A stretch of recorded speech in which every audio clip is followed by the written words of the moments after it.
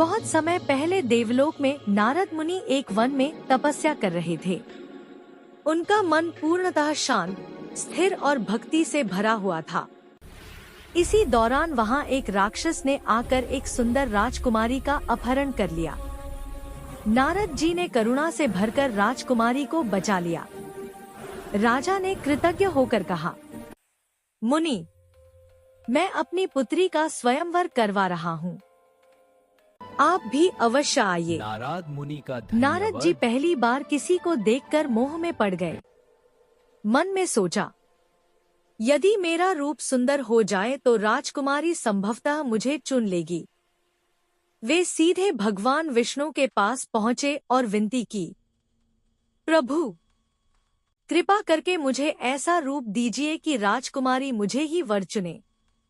विष्णु मुस्कुराए, पर जानते थे कि यह मोह नारद जी के लिए उचित नहीं। उन्होंने नारद को ऐसा रूप दे दिया जिसे नारद सुंदर समझ रहे थे, पर वास्तव में वह वानर रूप था। नारद जी आनंदित होकर स्वयंवर में पहुंचे। राजकुमारी ने वर चुनते समय एक बार नारद को देखा और तुरंत आगे बढ़ गई। सब हंस पड़े। नारद जी को अपमान का गहरा बोध हुआ।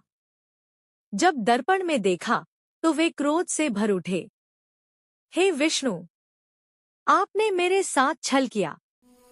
अत्यंत क्रोध में वे भगवान के समक्ष पहुंचे और बोले, प्रभु, मैं आपको वियोग श्राप देता हूँ।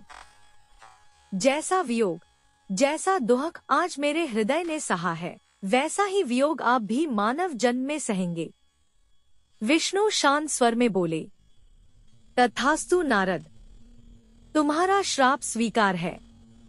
उसी वियोग श्राप का फल बाद में श्रीराम के रूप में सीतावियोग के रूप में प्रकट हुआ। नारद जी की भूल का अंत ज्ञान में हुआ कि मोह, क्रोध और अहंकार इवन सबसे बड़े भक्त को भी डिगा सकता है।